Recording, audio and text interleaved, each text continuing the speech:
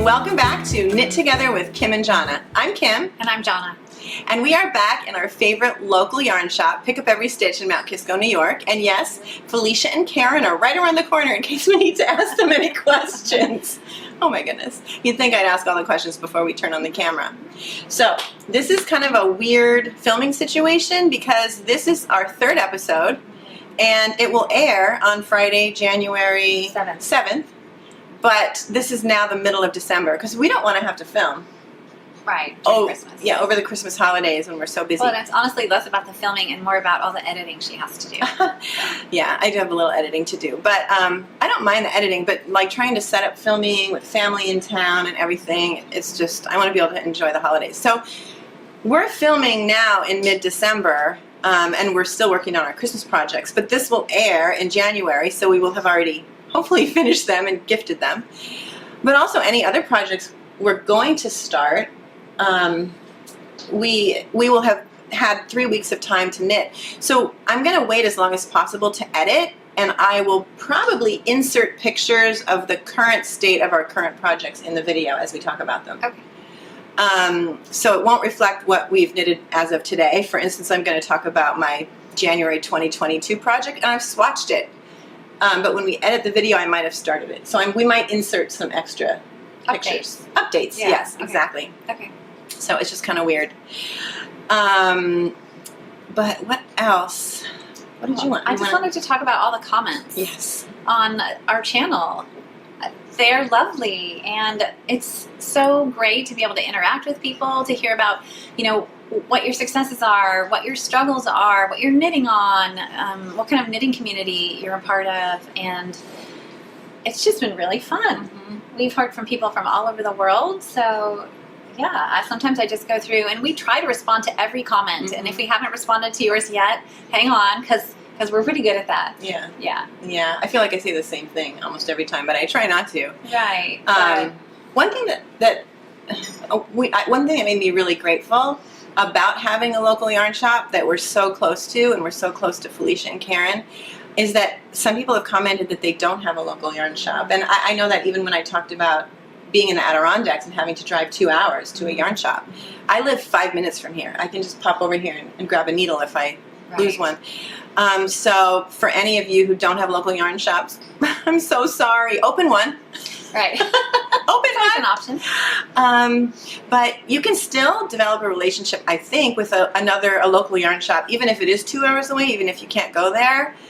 Call them, explain the situation, and let them get to know you, and they can help guide you in that way. So yeah. I'm sure even if you call Pick Up Every Stitch, right. the You same can order thing. online, and if you can't find it on the website, just give Felicia and Karen a call. Yeah. We even do that. Yeah, Yeah. exactly.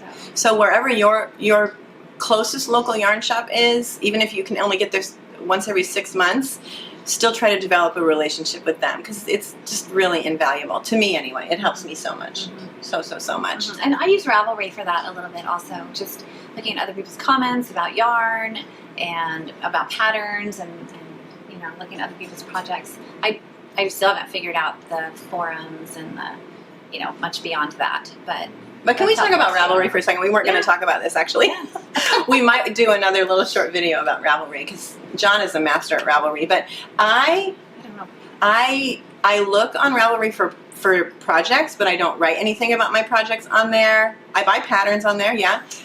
I don't use anything there except the search function to find patterns. You're a paper person. Right. Yeah. Yeah, I write everything in my book, and I guess I just don't want to have to, after I write it in my book, type it in Ravelry. But you use it a lot. Yeah, when I first started using Ravelry, I thought it was like Instagram for knitters in a way, like, oh, look at my project, and kind of showing it off and beautiful pictures. But I realized it's maybe a little bit of that, but it is so much more for me. And I have really been diligent about posting my projects on Ravelry because, honestly, because I don't keep paper notes, which is something else I wanted to talk about too. When I talk about the sock, I can make notes to myself. You can make private notes, you can make public notes that help other people, and it's just an invaluable resource. And I have knitted so many more things than I've actually documented on Ravelry, and I only know that because I have pictures of them on my phone. But I went ahead and made the Oslo hat by Petite Knit for the second time this year, and I had no notes. I hadn't put it in Ravelry, and I was just flying blind once again. And so that last time, I'm not doing that anymore. So even with a sock, I'll write, 38 rows for the foot or 34 rows. Because it's amazing how you forget. Oh. You spend weeks working on something, and even this, obviously we're going to talk about what we're wearing, and I just finished it recently, and I forgot. Because I'm already on to 3 projects later. I mean, and I love to just go down the rabbit hole of Ravelry and look at beautiful sweaters. But it's so much more than that, and I've really enjoyed using it more. Yeah, and those kind of things, like if I'm really looking for a pattern, I ask Jonna to find one for me. And she sends me a few options. And if I'm having issues with something I can't figure out in a project, she'll send me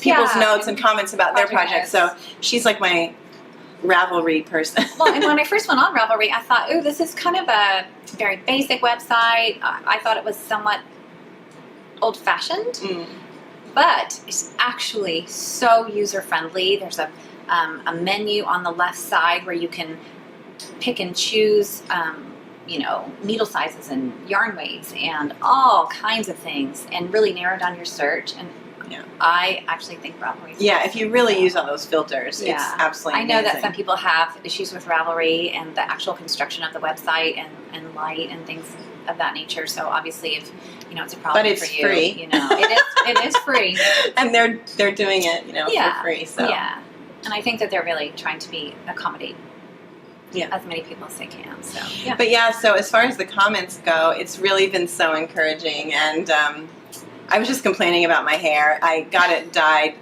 before Rhinebeck, which was in October. Wow. Yeah. It's been a while. And it's just growing out and growing out and growing out, and people keep commenting that they like it, and to me it just looks like grown out. But I did. It looks like unicorn hair, actually. As it's fading, I did this really wacky thing, and I hope my hairstylist isn't watching, but before this I was blonde, so I still had my blonde shampoo in the shower, and I thought, but blonde shampoo is kind of purplish blue, so if I wash my hair with blonde shampoo, everything that's faded will turn purple again, and it has, but it's a little weird, so my hairstylist is going to freak out. No, I really like it. Yeah, it's funny, and of course your hair is gorgeous. Well, I really can't wait till I was using the purple shampoo like all the time, maybe twice a week, and it was kind of making my hair a little dull, actually. Oh, wow. So what I was trying to achieve, I was actually working against that. So I've kind of cut down on the purple shampoo. Okay. I love the purple shampoo right now. But anyway. We digress. Okay. Yes, we do digress. So we have our coffee. Oh, we do. Yeah. And I wanted to actually talk about my cute little sheep mug. That's so sweet. I got this at the Vermont, it's the equivalent of the New York Sheep and Wool in Vermont, the Vermont Yarn Festival. It matches your sweater. Yeah, so I love this little guy. And I'm using one of my, is there a K on both sides? No, it's one of my K mugs. I used to work in a nursery school for 20 years, so I got a lot of mugs.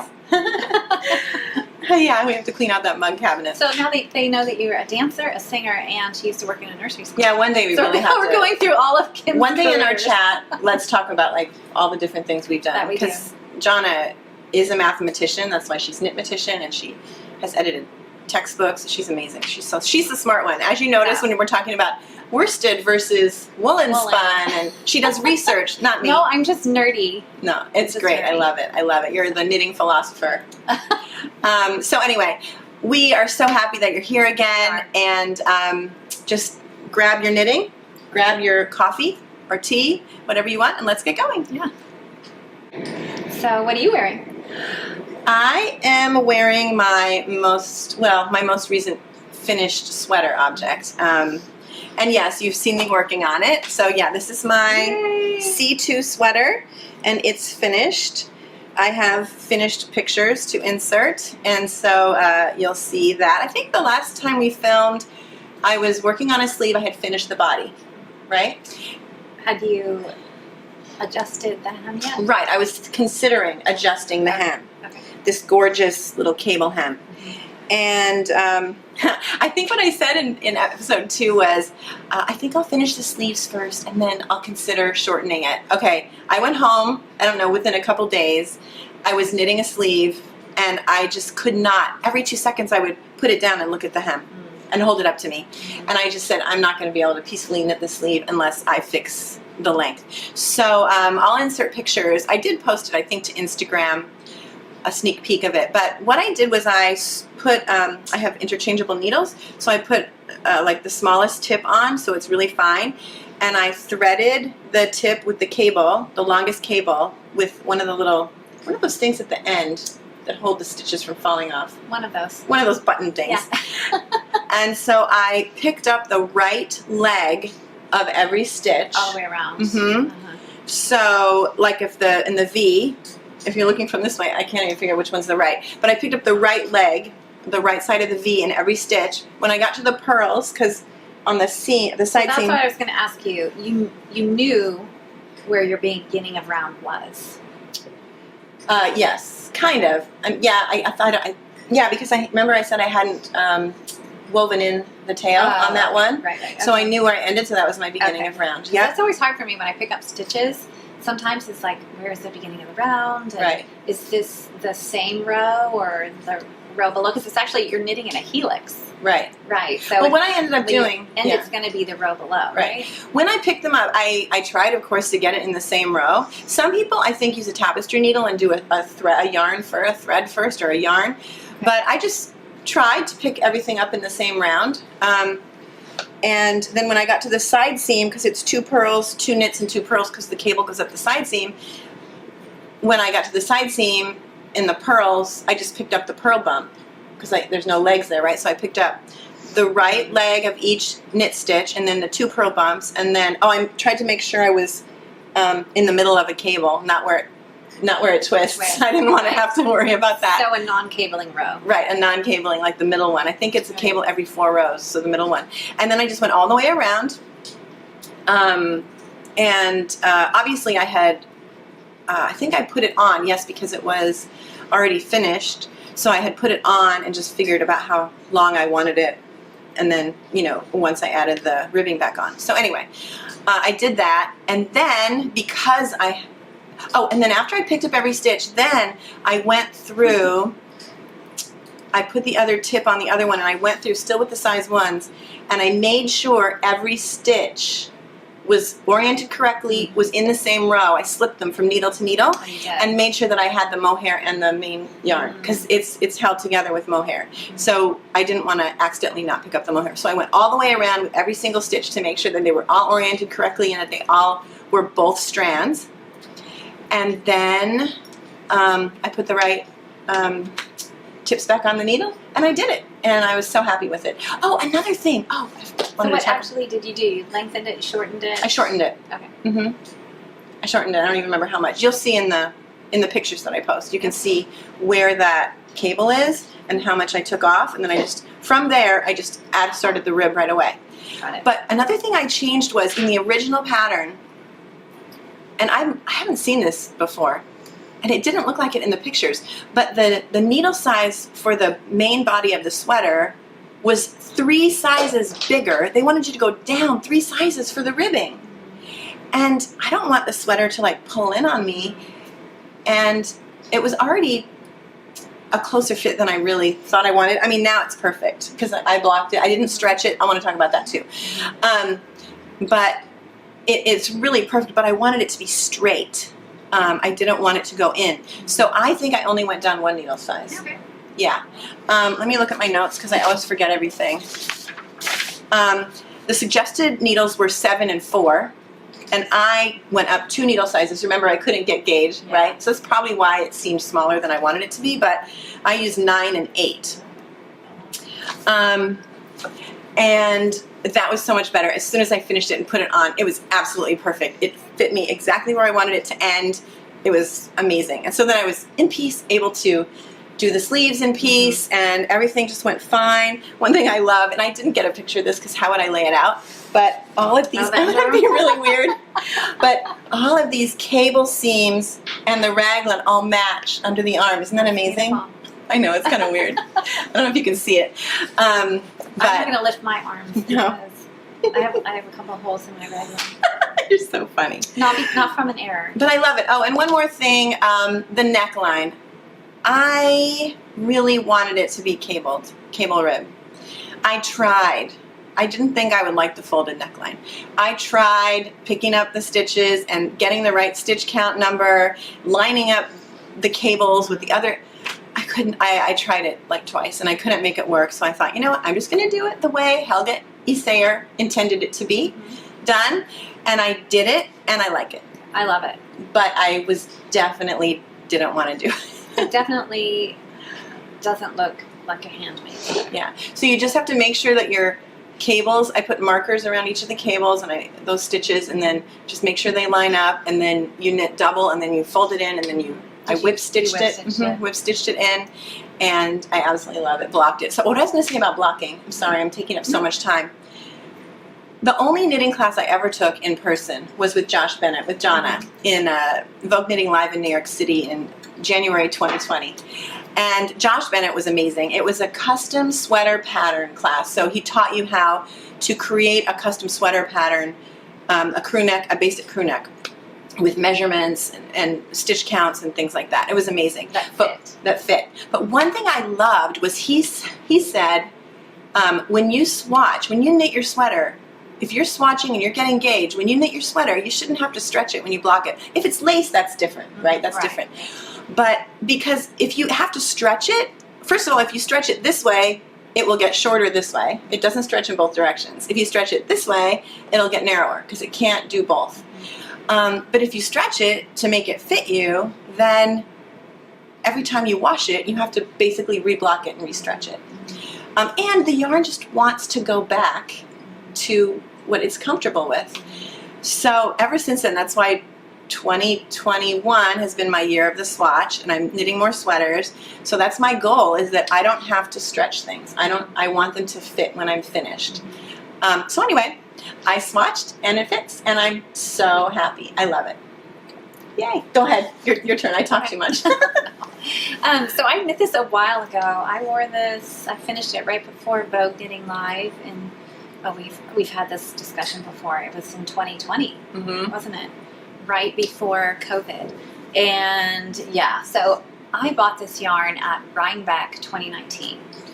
And it is Starcroft Nash Tides. Let me just make sure, yes. Nash Island Tide. And the cool thing about this, though, I walk into the booth and they have the most gorgeous I'm sorry. colors. I'm just realizing we're all learning how to do this. I forgot to say what this is. I've said it before. Julie Asselin, Fino, and Anatolia in Joyful, the color Joyful. I'm so sorry. And did you say C2? It's a C2 sweater by Helga Isager. Yeah. So I just wanted to, we're still figuring this out. Every time we look at our video and we're done, we're like, oh, I should have said that. Yeah. Oh, I forgot to say that. I know. Okay, so maybe I should start with the name of the sweater, which is, this is the Lunenburg Pullover that Kim is actually going to knit. And she bought yarn for at this year's Rhinebeck. Yes. Yes. So I don't even know where I saw this sweater for the first time. And I just fell in love with it. It's in the style of bohus stickning, and I am not even going to try to explain what that is. Watch Fruity Knitting to find out. Yes. I'm just glad that I said it properly. So it's bohus stickning, which is usually done with lace weight, very small needles, Angora. So it makes this kind of blurred edges, beautiful color yoke. The combination of knits and pearls as well. Yes. So I bought this yarn at Rhinebeck, and this yarn comes from a group of wild sheep on an island in Maine. And I've seen the shepherdesses motorboat out to this island, and the sheep are shorn, and the wool is taken then to Green Mountain Spinnery in Vermont and spun, and then it's hand dyed in Maine. Wow. So I just loved this story. So I absolutely love this yarn. It's New England from beginning to end. It is. But the one thing about this yarn is, and you can see this a little bit, that there's a tiny bit of color variation, a little tiny bit of pooling, but I knew that was going to happen, so I used the helical knitting technique right from the get-go. So explain what helical knitting is, because I have never done it. But my advice to you is to go watch someone who can explain it much better than I can, and the name of her YouTube channel is Babel's Traveling Yarn, I believe, and I'll put the link to the helical knitting tutorial underneath the video.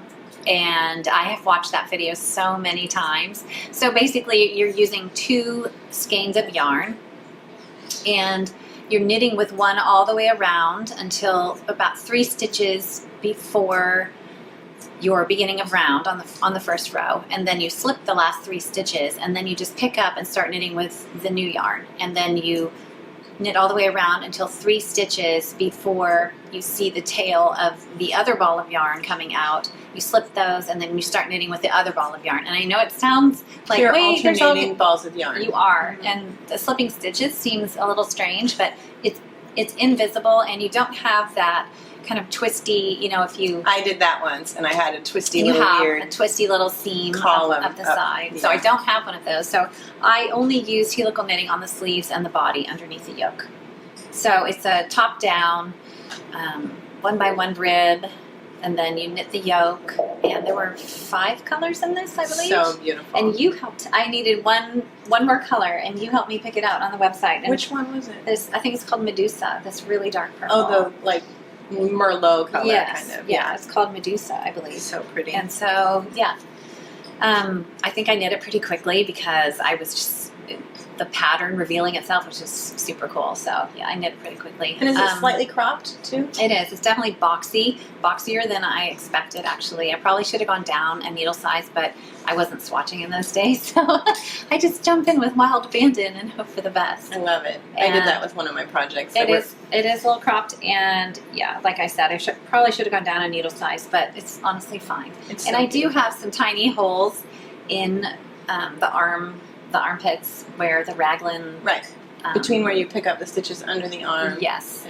Yes. But it's fine, and it doesn't bother me. And I was telling Kim right before we turned on the camera that I didn't weave in any of my ends because it probably steam blocked it the morning of Vogue Knitting Live so I could wear it. And I walked around with this, like, you know, big wad of yarn underneath my shoulder. And then because it's yarn, it's actually woolen spun. So the difference between woolen spun yarn and worsted spun yarn is the woolen spun yarn is the fiber isn't combed. It's just all jumbled up and randomly spun. But the worsted yarn is combed so that all the fibers are in alignment before it's spun. But yeah, going in the same direction. So it's very lofty, super light. Yeah, so I was still using wooden needles back at this stage of the game, and that's probably why my gauge is a little bit off too. I think I knit looser on wooden needles. I also wasn't tensioning my yarn. Like, I've only just started to pick my yarn up with my pinky and tension my yarn a little bit better. So I would say that I started off a loose knitter, but I wouldn't say that anymore. So I'm pretty much not a tight knitter nor a loose knitter. Yeah. Well, if you ever leave this at my house with some spare gray yarn, I will tighten up those holes under your armpits. Last time she left her Lunenburg, so I could take pictures for our last episode. No, my koivua. Oh, I'm sorry. This is a Lunenburg. The koivua. And while she went out for a little while, I took pictures, and then there really weren't that many ends to weave in. She made it sound like there was this massive ends inside, but there wasn't. But I wove them in for her. But while you were talking about the pooling, I don't notice when I'm wearing this, but when I laid it flat and took the pictures, you'll see in the pictures, there's some swaths, some big swaths of pooling, yeah, you can't really tell. No. But anyway. So I'm also wearing my little shorty socks.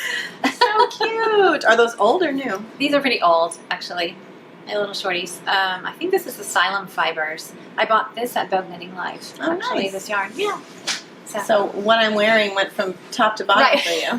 Yeah. I'm just wearing a sweater. That's all I got. But yeah, great. We'll move on to our next project. I'm going to start with a finished object. Just so you know, we don't always go in order finished and unfinished, right? We just kind of skip around. But this, I was talking about knitting a Christmas knit. Well, I wasn't going to knit any Christmas knits. I was just going to be selfish. But then, because we're doing the podcast and we're talking about Christmas knits, I have to do Christmas knits. So I had purchased this at Rhinebeck, this little kit from Boondoggle Farms. And it had these 5 little mini skeins. And this is all the yarn I have left. It's just these 3 little things. I ran out of the red, actually pretty quick, you know. I basically did it wrong though. Didn't I say we always make mistakes in everything? Yes. I wanted to start it. I just finished this and I wanted to start it and I didn't plan, I didn't read ahead, I didn't really look at it.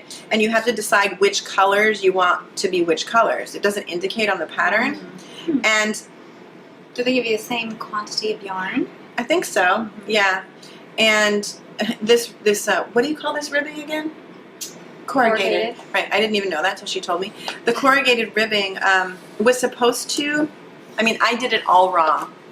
And after I realized it, I was like, I'm not taking it out, it looks fine. But actually the pearls were supposed to be all the same color, the beige or whatever you chose.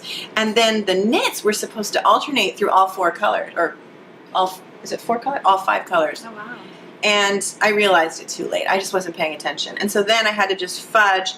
And then I was going to keep fudging. And then I said, you know what? I'm just going to assign these colors to specific symbols and just finish it that way. And that's what I ended up doing, except I ran out because I didn't do the ribbing the right way. I ran out of the light color pretty quickly. I was playing some yarn chicken. You know what I did on the previous row? I measured how much of the light yarn I had left against the current row I was working on, and I tied a knot where the end of in that row in a different color, but where the beige, the light beige would run out. And as I was knitting, the little knot was getting closer and closer. But when I got to the end, I hadn't hit the knot yet, so I thought, I think I can do it. And I was able to finish that last, because of course it's symmetrical. The patterns, the bottom half of the pattern is a mirror image of the top half of the pattern. I had already done the bottom mirror image, and so I needed to do that one row of light, and I made it. It was fine.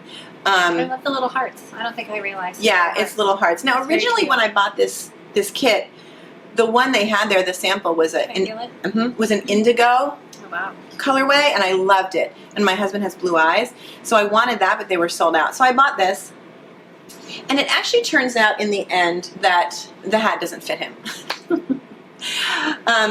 I did go up 2 needle sizes, I think. There was no gauge in the pattern, so I actually contacted Boondoggle Farm, whoever it was that I was contacting on Instagram or something, and it was suggested a US 3. I went up to a US 6. I mean, I know I'm a tight knitter, and I did not want it to be too small, and even going up to a US 6, it does not fit him. Wow. It fits him around, but from crown to ear, it's just a little too short. So I literally finished it, hadn't blocked it, and my granddaughter Harper, who you met in the previous episode, she saw it. And she's like, Grandma, can I wear that hat? And so it wasn't blocked. I had just finished it. I put it on her, and she wore it that day, all day long. And I just told her mom, Really don't cute. let her lose it. But she wore it, so this is going to be Harper's hat, and it fits her perfectly. So maybe we can get a picture of Harper in the hat to add to this. But it's beautiful. But the good news is, in between, I had contacted Boondoggle Farm, and I had ordered the indigo kit. Ooh. So I got the indigo kit, and so good. this I will knit for my husband, not for Christmas. I knitted him a different hat for Christmas now, but I have the indigo kit, so I'm really excited to do this. And I'm going to do a different pattern, not the heart pattern. There were 3 different patterns in that one little booklet. Are they charted? They're chart. It's all charts. Okay. And that's why I didn't plan out. I didn't look at the chart and decide which color I wanted where. I see. So I'm not going to do that again. So what are you going to talk about? So the first thing I want to talk about are my vanilla socks, which you have seen before. So I'm not going to, go into too much detail. Only to say that I'm on sock number 2, and this is the Regia Merino Yak, and these are a gift knit. So I'm frantic. I'm not going to ask for who. I know. Oh, but this will now be shown in January, so it doesn't matter. It doesn't matter. I dare you to say it. They're for Claudia. There you go. Yeah. She's very, very knit-worthy friend, as are you. So I only knit for people I love. Aww. Yeah. So I just wanted to talk briefly about it because I got distracted while I was turning the heel, and my center of my heel was off. So I actually just frogged it back to the heel flap, and I knitted 2 more rows of the heel flap. Started started the heel turn, and it's great now. So it's perfect. I fixed it. I'm glad I fixed it. I'm glad I just didn't, say, oh, it's just the heel of a sock. It's not going to be that big of a deal. So anyway. you just frogged it back? Because when I frogged this back, I had that cable in it, so I could literally just pull it and unravel it, and it ended right where the cable was. But right. I did this carefully. I did it row by row. I pulled it out, and then I just put all the stitches back on the needle. Oh my goodness. And I didn't even reorient the stitches. I just knit through the back loop if the stitch was twisted. Oh, so you noticed when you got to each stitch if it was whether it was oriented correctly. And you just which made took the me adjustment a really long time as a new knitter. It took me a really long time to be able to distinguish whether a stitch was twisted or not. Mm-hmm. So now I can finally do it.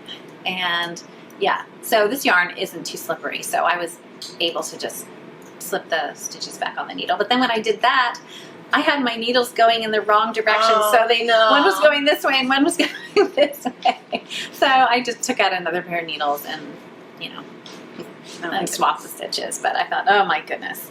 So anyway, we're good. We're good to go, and I can finish that. But that's where, if you're a beginner knitter, you get yourself in these dilemmas, and you're like, oh. Yeah. But it happens even as an experienced knitter. It happens to me all the time, and I am thinking, should I rip this out? Should I not rip this out? Should I do this? Should I do that? How should I do that? It never ends, but it does give you a sense of freedom when you can finally fix some of your own mistakes. Yeah. Definitely. Or when you can see if the stitches are, you what do they call it? Reading your knitting. Mm-hmm. You're knitting along and you're looking at it, you're reading your knitting, and you're like, wait, something doesn't look right there. Right. And the key is to stop then and figure it out. And I can't even tell you how many times I've just kept on knitting. Oh, you won't notice. I don't need, and then I'm so annoyed. And then I really have to frog. I think we should title this episode Lots of Mistakes. I have a mistake in almost everything I brought today. I've had to do something too. Yeah. And I think the difference for me when I was a new knitter, I was aware that I made a mistake, but I might not have known what the mistake was. Mm-hmm. I certainly didn't know how to correct it. I think now, as a more experienced knitter, at least I know what mistake I've made. Mm-hmm. So yeah, my daughter Laura is kind of off topic. She knits dishcloths, and I convinced her that a sweater was no more than a dishcloth with increases and some ribbing. So she very adventurously cast on a cardigan number 7. And she has a teeny tiny little infant. So. Yeah, she has a baby, so she can, she can't knit more than a row at a time. Juggling a lot of things. Yeah. So I finally just said, I want to knit this for you for Christmas, which is how this whole thing started anyway. But I picked it up and I started knitting on it, and I thought, the left side and the right side are not the same length, which is odd because it's knit flat back and forth and back and forth. So I couldn't figure out how each section could have a different number of rows. Mm-hmm. So Karen from Pick Up Every Stitch helped me, and we decided that I'm just going to rip back the section with the least number of rows. It's 26 rows. Mm-hmm. I'm just going to frog back to 26 rows all the way around and then start over. Yeah, rather than frog. Because you were going to try to put in short rows on one side to make it match. But it was like 27, 26, 28, 28, 29. So which doesn't mean anything to me. So right. Hopefully you understand that. Right. So yeah, it just wasn't going to work to put in one short row. Yeah. So yeah, at least I know how to fix that. But you're fixing it. Yeah.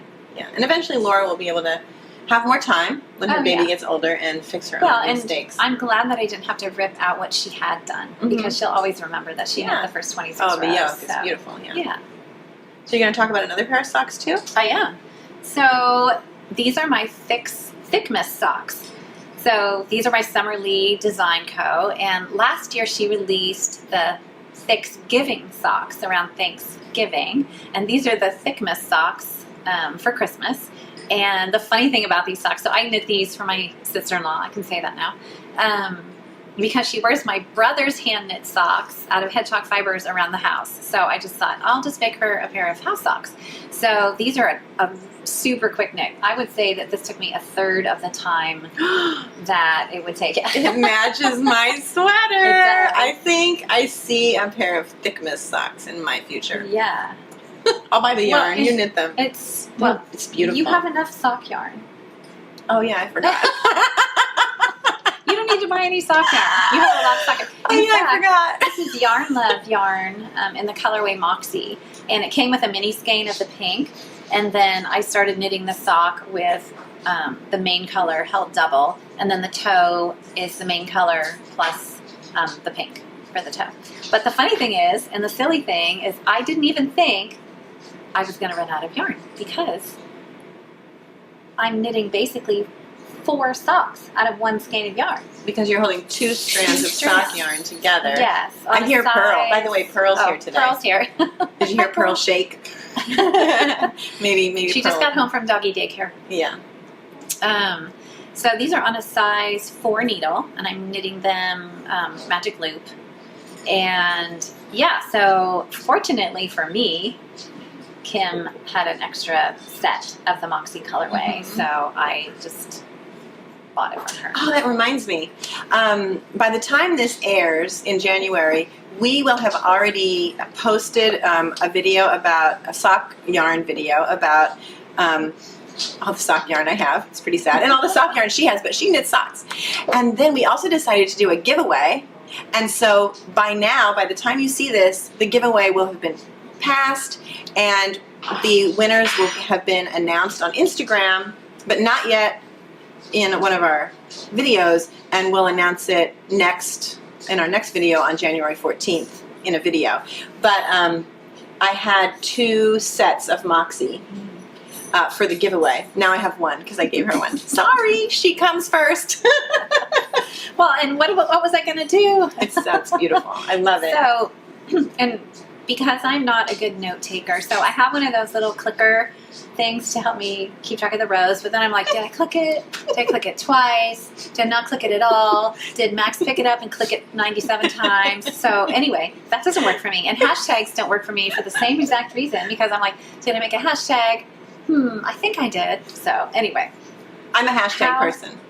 How I have overcome my, I don't know, paper and pencil. Or a tally mark. Yeah, tally mark person. That's right, tally mark. Tally mark. How I've overcome that is after I finish the gusset decreases and I'm knitting my first regular round of the foot, I put a stitch marker so that I can easily count the number of rows after the stitch marker, that being row 1, how many rows are in the foot. So I can make... So it matches the other sock. So it matches the other sock. I can't tell you. I mean, fortunately, if you're a row or 2 off, it doesn't really But it's so much more fun to just be able to knit with freedom and not have to tally mark. Is. Like that's one reason She always says that she's a lazy knitter, but she keeps notes. And it's true, because you don't want to sit there and think, oh my gosh, what have I done? Right.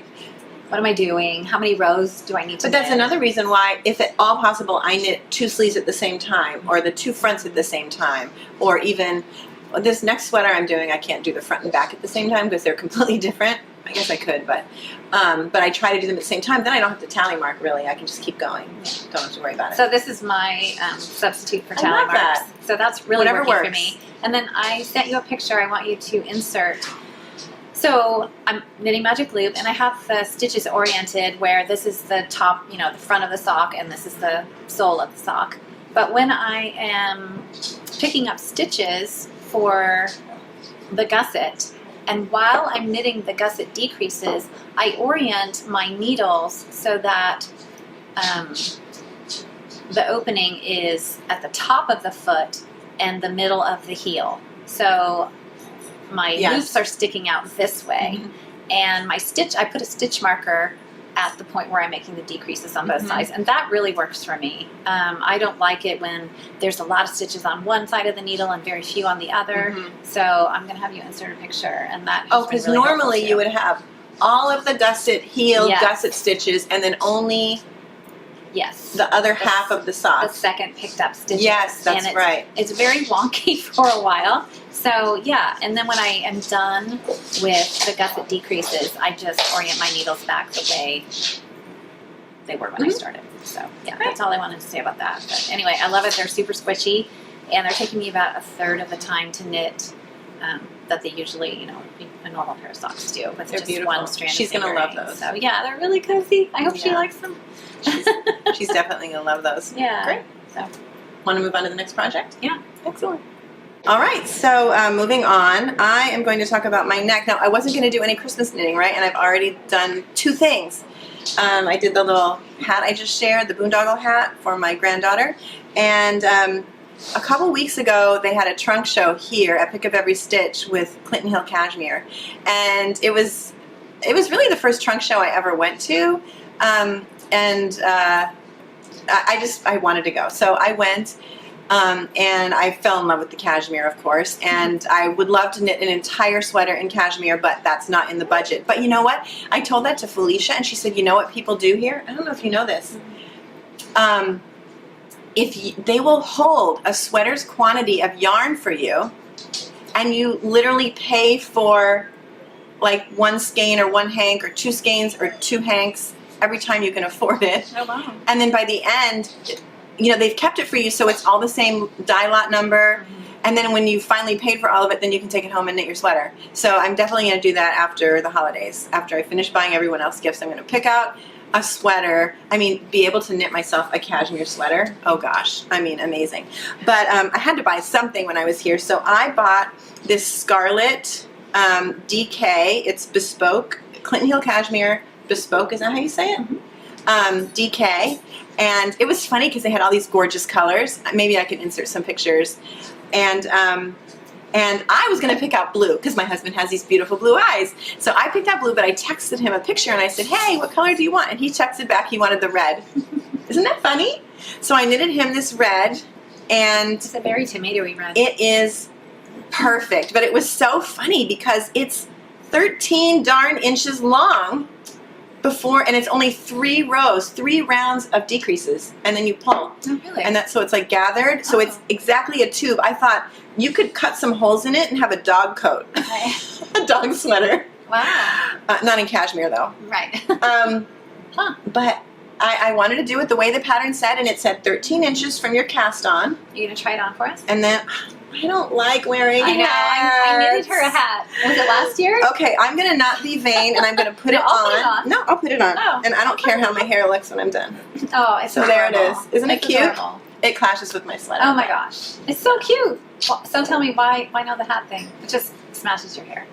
I mean, partly it smashes my hair, but also I just have always felt like I have kind of a round face. It's maybe the same thing with my whole body dysmorphia with the sweater thing. It could be the same thing. I don't know. Oh, You look adorable in I hats. see an end not woven in. No, really? Yeah. Oh my goodness. Are those not woven? Oh, you know what? Let me tell you though, this Are is they funny. knots? No, what they are is, yeah, you're right. Kind of. So I have this lazy, I am a lazy knitter, and I've always done this, not maybe true. from my second project. When I have to change to a new ball of yarn, I literally knit my old yarn and my new yarn for 5 or 7 stitches together, and then I just go along. So I don't have ends to weave in. So these don't need to be woven. I gonna went trim 7 them. stitches, I'll just trim them, and they're done. And I feel like it's a big no-no. Nobody ever says to do that. Although one time I was reading about silk for some reason, and that was what they suggested with silk. I don't know why. But because otherwise when I weave in ends, I just do like duplicate stitch on the inside following the stitches. So what's the difference? If you're knitting them together or doing duplicate stitch, it's basically the same thing. So if you want to be lazy like me, you'll never have ends to weave in unless they're like at the end of a row or something. But in the middle, I just knit with both for it, depending on the gauge. If they're super fine stitches, then I think I do less, and if it's more of a bigger yarn, then I do more. Of course, a super bulky yarn, I wouldn't probably do that, Right. but maybe I would. I don't know. I'm lazy. I don't want to weave in ends. She's the least lazy person I know.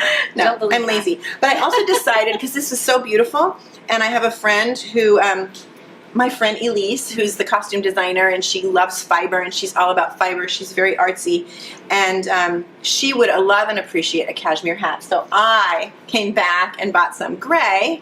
Is that the color? What is the color? Is 630C. So will you, I don't know which gray. There's 2 different grays. It's the darker gray. will you cast on the same number of stitches for her? She tried it on. She likes the size of it. But her but I'm going to make it shorter. She doesn't like all the extra room up here, and I'll probably put a pom-pom on it. Oh, here comes Pearl. You going to come say hi? Our mascot. Hi, Pearl. Hi, Pearl. How are you? Look, you match my yarn. Kind of. It's okay. It's He wants okay. a cat too. It's totally Yeah. fine. Just don't knock down my notes.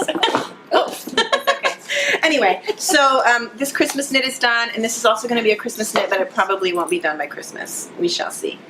Yeah.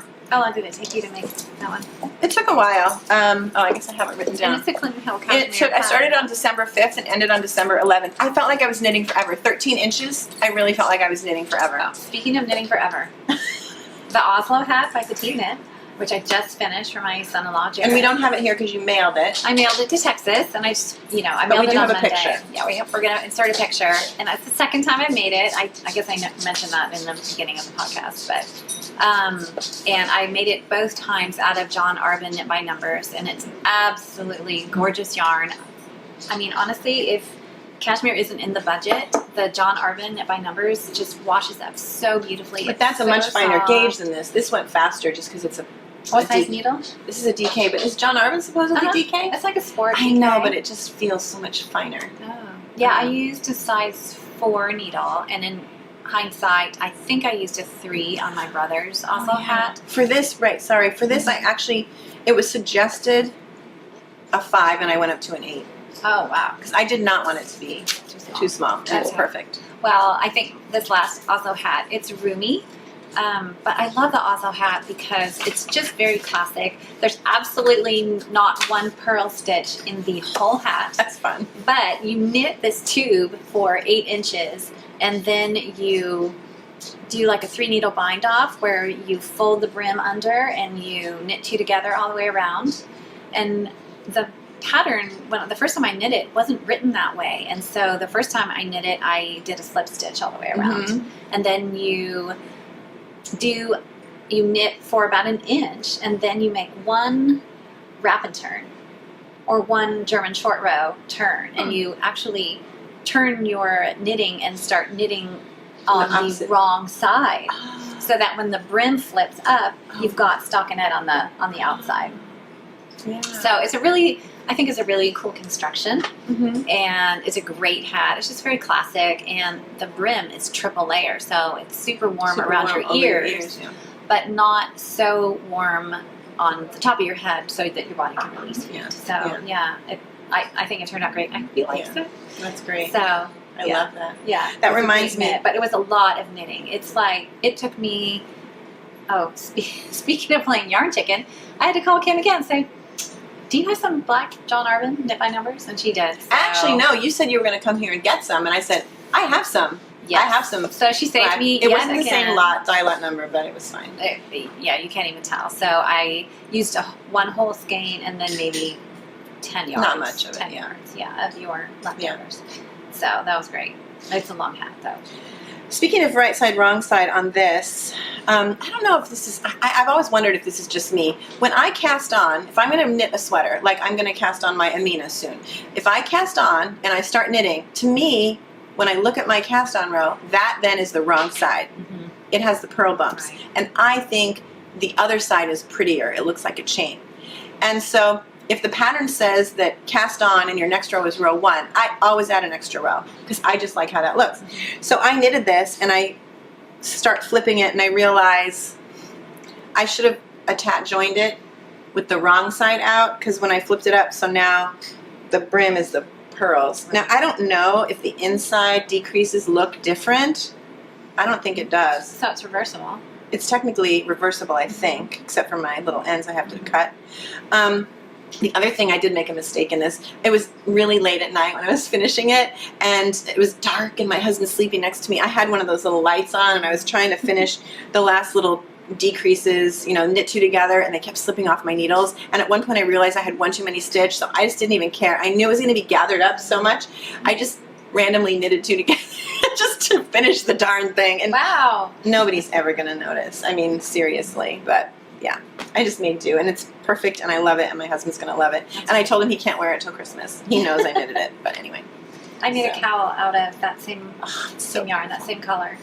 That actually won at a a yarn event. Oh, wow. Yeah. Yeah, it's beautiful. Winning some cashmere would be Yeah. great. I never win anything. If I enter any contest, it's a donation to whoever's winning. Because like if there's a raffle, that's what I mean, like a raffle or something, then I'm just donating to the winner because I literally never win anything.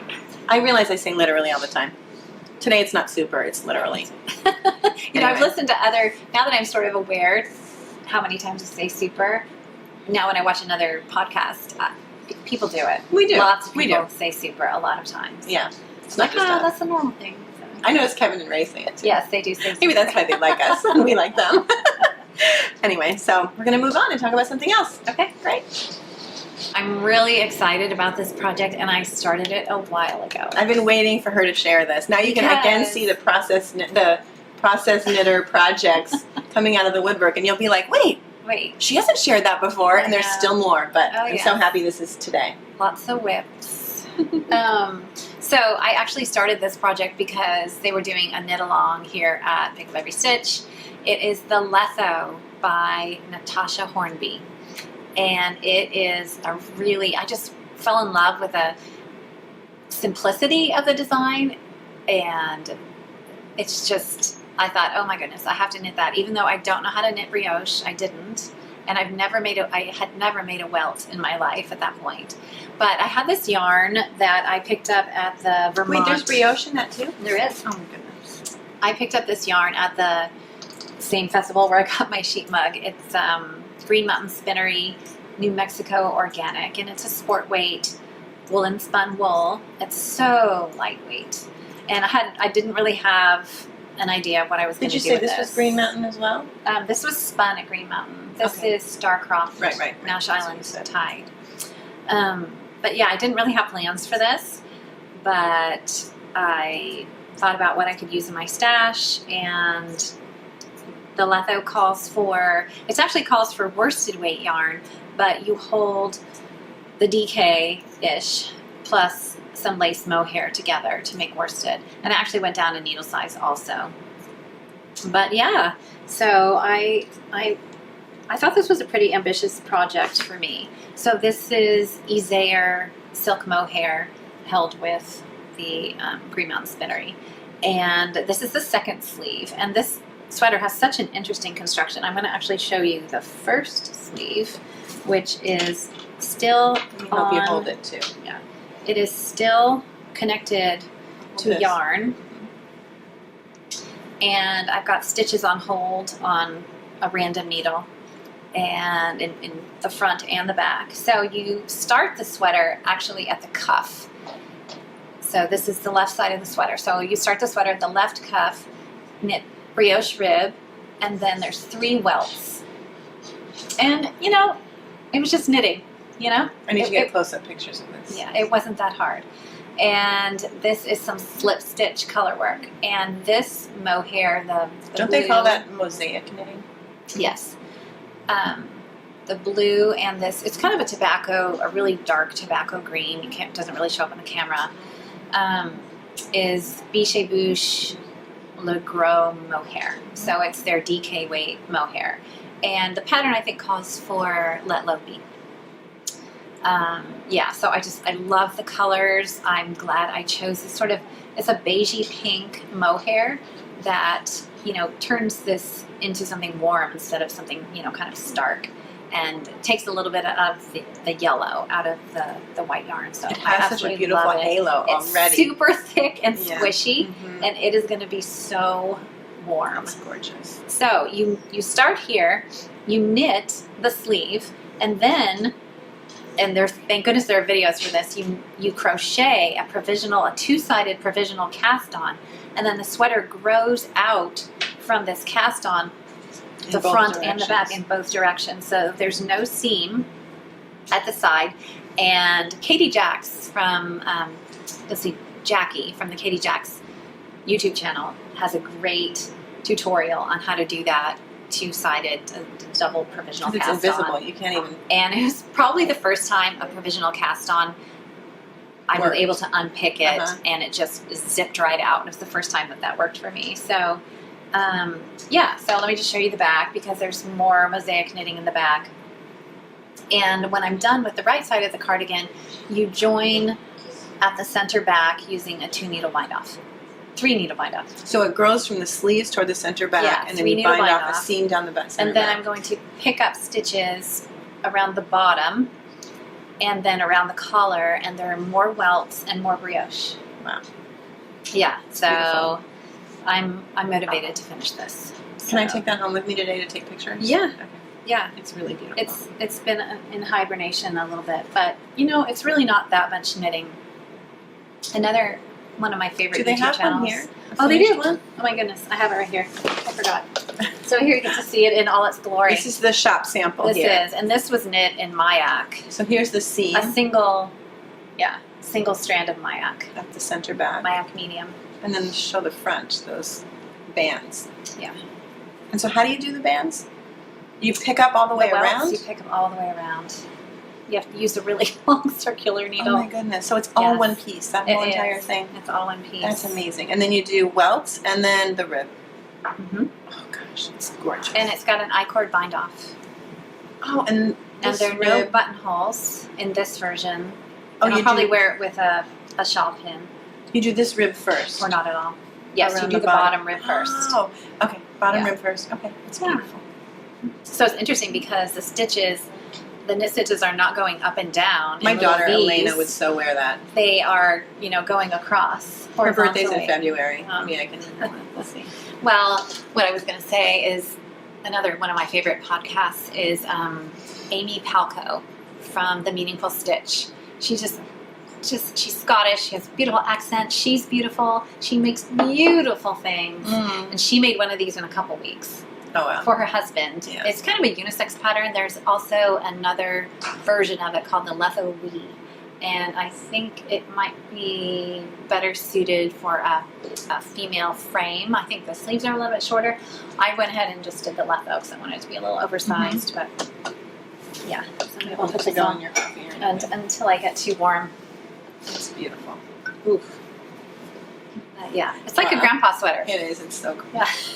A very, very stylish and gorgeous grandpa sweater. Yeah, I'll just, Oh my goodness, I love it. okay. It's so beautiful. All right, I'm going to take it off now. It's warm. Yeah. So I'm so glad you got to share that. You also have a brioche shawl that you haven't shared yet. That's in Yeah. the works. Yeah. Already worked a lot on it. And Kim helped me fix something in there. She doesn't even know how to knit brioche, but she intuitively knows how the stitches work. That's what it is you intuitively know where the yarn's going. And I still am not sure that I know that. I do in the stockinette stitch, but Sometimes I do. Not- Sometimes I don't. brioche Have you ever is seen one of those notoriously- pictures of someone who's trying to fix a mistake in lace and they have Yes. like all these Like- pins, like yes. all these strands pinned? Okay, I can't do that. But No. I figured out this one brioche stitch. I've seen people And if I didn't figure it out, you can't tell it's not right. I've seen people unpick all that raglan increases. Oh my goodness. Yeah. One by one. It's just, it's amazing. It looks like a piece of art. Amazing. So yeah, I'm really excited So- about that. So I'm showing you all to keep me accountable because I really, really do want to finish it. So She texts me all the time, should I work on this or this? I mean, we got sidetracked with Christmas knitting, right? yes. I I always get sidetracked though. It doesn't matter if it's Christmas or not. Yeah. I'm like, squirrel? know. Yeah. But I'm going to finish this in January so that by our February episode, oh goodness, It'll be done. February 2022. Okay, she it'll said be it done. here. It's going to be done I did. by our February episode. And that's honestly one of the reasons we thought about starting the podcast Yeah. was just to chronicle our knitting Yeah. and to keep us accountable Yeah. and yeah. And It's nice to have finish goals. things. Yeah. Yeah, it's fun. And now I can say it's like my job, even though I don't get paid. I gotta knit. It's my job. I have to be ready for the next video. I know. Sorry. Can't do the dishes. Gotta knit. Nice excuse. So what are you working on? I am working on my mom's Mohair ombre blanket shawl. And I think I mentioned I bought this gorgeous Art Yarns That- mohair, double strand mohair. Can I say if the color of that yarn is not called peacock, it should be. It's heavenly. It's It has a number. incredible. It It's doesn't even have incredible. a name, I don't think. But these are the three colors. I think they go in this order, though. And I wound them up at home. Now, I have not done a project with this much prep work ever, I don't think. But it's supposed to have fringe. I think it's behind me. I don't know if you can see it. And I put it on last episode. But you know, reading the pattern, and I'm one of the kind of people that would just jump in normally and just start knitting, but I did read it and saw that first I had to cut the fringe so I don't, basically you knit it by knitting until you run out of yarn. But if you do that, you won't have any yarn for fringe. And I'm not going to buy more balls of mohair to make fringe. So I basically had to cut 48 of each color for the fringe. Pre-cut them, which I did. That was super, super, super boring. I would have easily paid somebody to do that for me. I like knitting, not cutting yarn. And then actually it says to start the first color, and then you do the second color, and then when you do the third color, you have to, you know, as you're finishing, oh no, what was it? No, first you have to save extra yarn of the first and last color to make a crochet edge to attach the fringe to. And I'm thinking, well, how much yarn? It doesn't say how much yarn. I don't crochet either. So I was thinking, should I make a crochet chain? But I don't know how wide the scarf's going to be.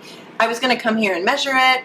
So I contacted Art Yarns, and she was like, oh gosh, I don't even know, like, weight. And she said maybe 4 grams of each color. So that's what I did. I got my little food scale out, actually, and I weighed 4 grams of each color.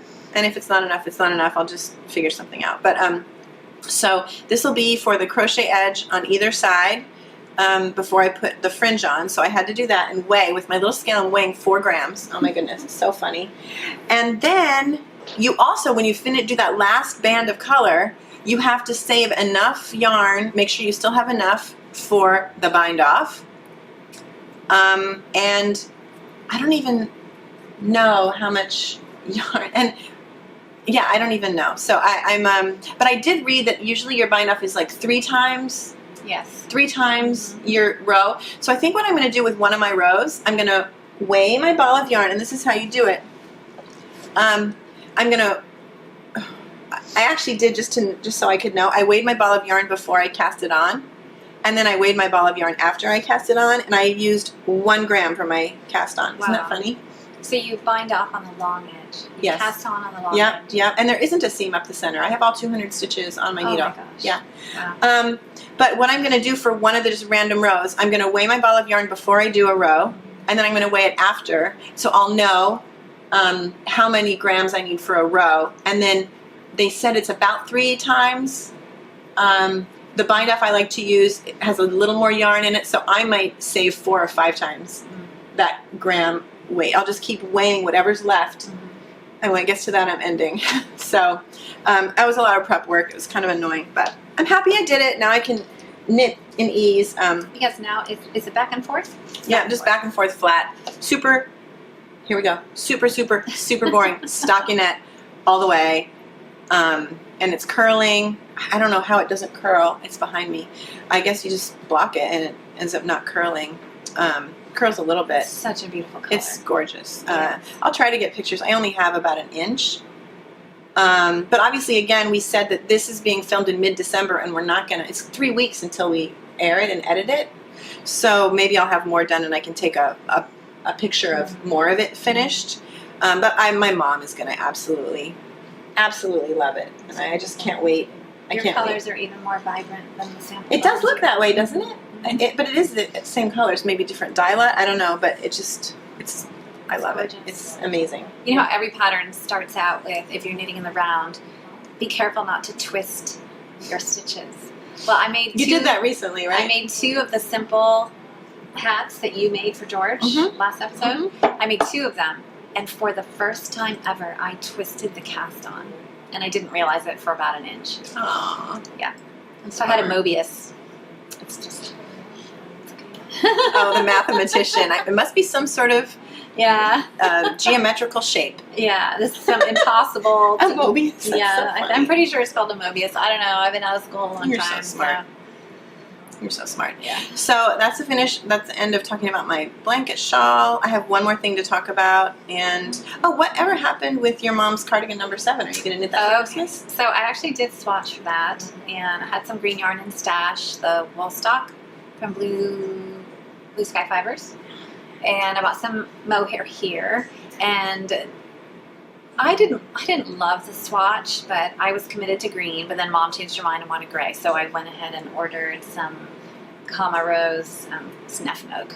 So, You love that yarn right now. And I used all of that to make the simple hat that I made for George, and that's when I twisted my cast on. I can't remember why this yarn is sitting here. Oh, I had pulled this out because this is another example of a woolen spun yarn that would be great. Oh, that would be good for too. This sweater. If somebody wanted to It make would be great. hats like this. It's rustic. I do have a chambray shirt on underneath this because it is a little scratchy. It's a little scratchy. And this is a little rustic like that too. But Nice. yeah, I can wear this sweater all day and not feel like constricted because it's really lightweight. Great. But warm. All right. Okay, so and now I'm going to talk about my project that I will, by the time this airs, I will be deep into the middle of this. I received my copy of Worsted. It's a knitwear collection curated by Amy, how do you say her name? I say it the American way, Amy. Gilles, sorry. And I saw they have it even here at Pick Up Every Stitch. Sorry, someone's phone is going off. But I purchased this pre-order at Wool and Folk. They had a, what's it called? Brooklyn General? Yeah, they had a Brooklyn General stand, and they had the Corey Worsted, the Le Bien Ami Corey Worsted yarn that it's created for, but you can use any yarn you want. You know what I love? I've seen they're actually starting a cow. I don't really use those lingo things, but they're starting a cow today. They started one, Amy started one for this book, anything knitted from this book. And what I love is she even says, you can knit this with any yarn you want. So can I just interrupt you for 1 sec? So there's a website, and I meant to mention it earlier, called yarnsub.com. And the reason why I love this is because it's not just enough to swap out worsted for worsted, because there's fiber to think about, there's woolen versus worsted spun to think about. So the Yarn Sub website, if you put in Corey Worsted, it will give you top matches for yarn substitutions, and it will do it by price, by fiber content, so that you get, excuse me, you get the same drape that you would get from the original yarn. So anyway, I just want to tell everybody about that website because I've used it several times. I've never even especially heard of that. If I can't even actually get my hands on a particular yarn that maybe a Danish pattern is specifying. So I want to try to find something, that's easier to find. So it's great. And that's where I just come in and say, Felicia, Karen, help. I know nothing about yarn, really, except how to knit it. So I bought my yarn there. I am knitting the Amina sweater, which I've shown pictures of before. And the main colorway is kind of a pastel colorway, and I decided to knit the, these are my colors, so earth tones, 4 colors. I'm so excited. So funny. I was winding the balls the other night, and my husband's friend came over for dinner. I posted this on my Instagram. And I had my yarn swift and my ball winder there, and I'm winding away, and he comes in and he says, oh, what is that thing? What is that amazing thing? And I said, it's my swift. Oh, what? A swift. Can I do that? By the 4th ball, he did the whole thing. He unwrapped the twisted hank. He put it on the swift. He cut the little ends. He found the end. He did the rest of the balls for me. It was so cute. I can't get anyone to wind yarn. Oh my goodness! Then I was able to do something else. It was really fun. So, and he had a blast. So that was fun. So all my yarn is wound into cakes. Anyway, so this is also going to be my favorite thing. Usually at the end of every episode we talk about our current favorite thing, and I am obsessing over this. I'm trying to patiently knit my mom's shawl. I want to cast this thing on so much. I read the entire pattern last night. It's knitted in pieces, front, back, 2 sleeves. I just can't wait. It has intarsia in the front. The back is just plain stockinette. It has a cropped version and a longer version. I'm going to do the longer version. It suggests positive ease of, I think, 3 to 6 inches. I'm going to do more because I tend to knit tight anyway. So I did do my gauge swatch. This is my cast on, and it has kind of a, what's that shape? Trapezoid? I knew something. It has like a trapezoid shape because I really got into my real gauge by the end. This is really how I knit. And amazingly enough, I measured my gauge closer to the top, I actually got gauge with the Wow. suggested needle, which never, ever, ever happens to me. So I got 21 stitches. So do you think you're going to have to alternate skeins for that? Because it's It does dye. suggest to, actually. It does suggest it. I'd read the Just whole like pattern. an ear swatch. It suggests Possible. that I alternate, so I have 2 balls like you were talking about with your helical knitting. Now it's not in the circle, so I don't have to do that. But I, every other row, is that what it is? Every other row I alternate. I use a different ball of yarn and you just carry it up the side. So I'll have to figure that out. But I did not get row gauge. I usually don't get row gauge. So it's usually you're measuring it by inches anyway. Even Josh Bennett's class that time said that the stitch gauge is really the most important. Right. I can just make it longer if I have to. But I'm going to knit the longer version, and I'm just so excited. I cannot wait. But the last time I did Intarsia was that dinosaur sweater Right. back in 1980 something. So we'll see. You make little, I don't even know how much yarn to put in each. Little spool. Yeah, like you make little spools of the yarn. So I don't know. No idea. I'm going to have to ask Felicia and Karen to help me. But yeah, so I'm super excited about that. There, I said super again. And again, if you don't want to get the La Bien-Aimée Corey worsted, Try out Yarn Sub. try out Yarn Sub. Here I have some Julie Asselin Nurtured Oh, yarn. Look at these beautiful colors. Oh, you know what this is used for? Is one of Andrea Mowry's sweaters. I'll put it in the show notes. Yeah. I think it's called Nurtured. Actually, it's Maybe called it's the Nurtured after exact the same, yarn. exact Yeah. same yarn.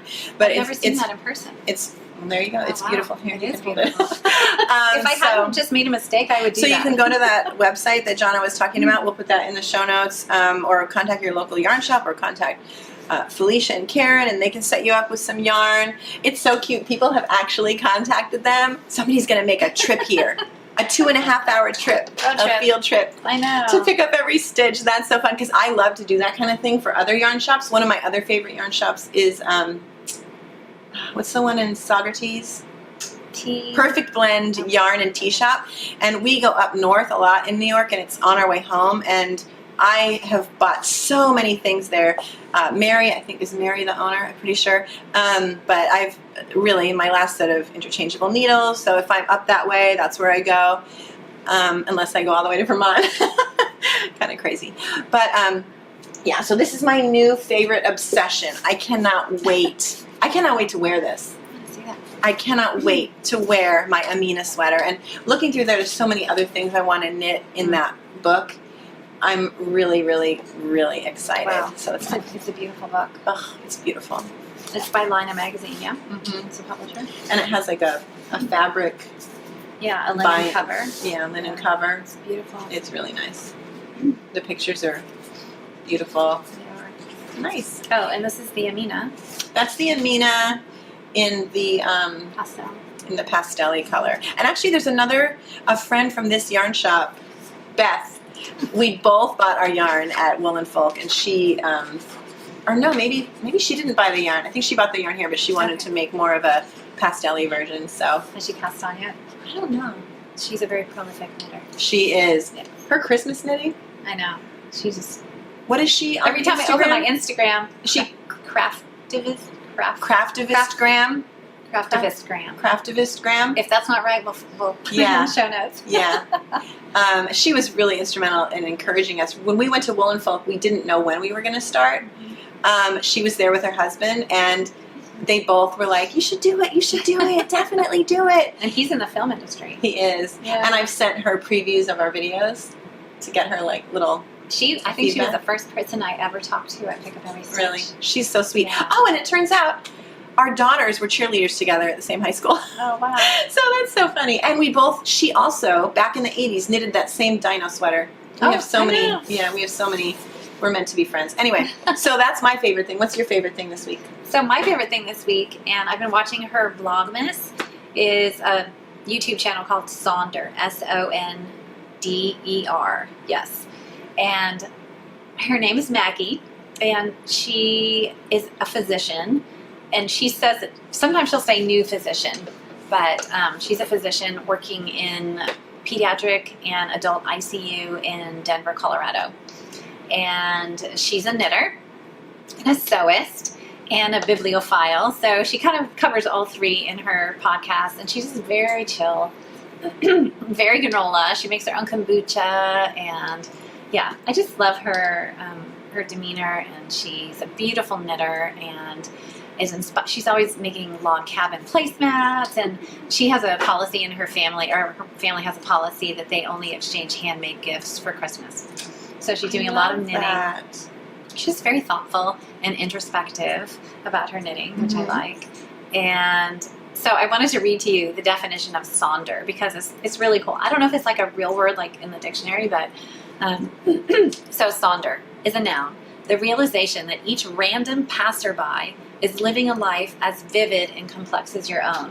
Which I love, because, you know, sometimes you're just driving down the street and you see somebody and you think, wow, that person has this whole life that I know nothing about.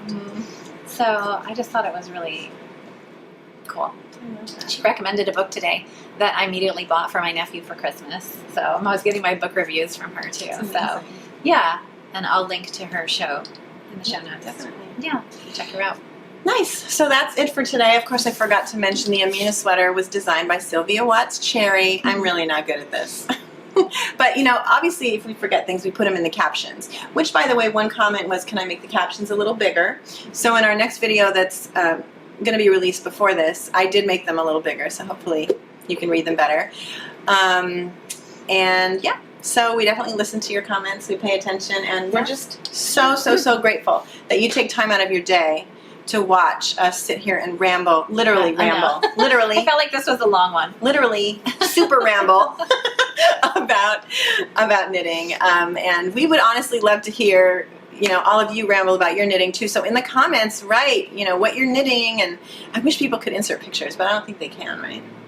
No, darn, so. in the comments. And you know, if you have mistakes and how you resolve them, yeah, I'm always interested in that. And more questions. People want to look at our stash closet, which is not glamorous at all. Basically, what I have is a bunch of clear plastic bins like this. Except my bins are 10 times as big, and I have 10 times as many. And I have a closet with shelves behind doors. And basically, like I was mentioning, that I have all these, I think, 9 sweater quantities of yarn waiting. So what I do is I put 2 in each bin with the patterns back to back between them. And so that's 2 sweaters. So yeah. So are you stressed out? You used to tell me that you didn't stash any yarn because it stressed you out. It's a little stressful what I want to knit next, but I knew I wanted to do this. Which actually wasn't even in my queue. I just spur of the moment bought it, and I knew I wanted to do my my Amina, and I don't know what's next. And maybe I'll do the Lunenburg after. Yes, so I want to do my them together. together. But I also want to do my weekender. I don't know. Too much to knit. Uh-oh, I'm rubbing off on you. It's my job now, though. I have to knit. So I have something for my next video. Anyway, right. Thank you so much. So much. For watching. We're so grateful. And we hope you had a wonderful Christmas, even though we haven't had our Christmas yet. Yeah. Yeah, we had a great holiday season. Great holiday. And we hope 2022 is going to be just completely different than our last 2 years, right? I don't know. We're going into 2022 with a mask mandate, so yeah, here in New York, we're back to a mask mandate. We are. I still have to get my booster shot, but anyway. Yeah. Okay. So, thank you for watching. Please subscribe. Please comment, which you have been doing. Please like, dislike, and share. Share with your friends. We're blown away by how many people are watching us. Yes, Kim texts me sometimes in the middle of the night. When I don't sleep. We keep when we don't sleep, and we keep our phones on silent, and we'll text each other the number of subscribers, because we're still just in shock. It's so funny. Eventually we'll get over it, but it's just shocking that people listen to us. So anyway, thank you. Thank you. Bye. It's only 4:11? This is the earliest we've ever started. I was even a little early. What? There used to be this big, like, yarn monkey on my back. Yarn monkey. Okay, what's a yarn monkey? I don't know. I just made it up. You ready? I always wonder if I have a good side. No. Did you bring something to knit? I did. Yeah. I realized in our last 2 videos I didn't knit anything. I don't know what was going on with me. So everybody else was knitting together except us. So we were sitting together. A yarn monkey. I don't know how I'm going to caption that in the video. I named it. A little yarn pet on my shoulder.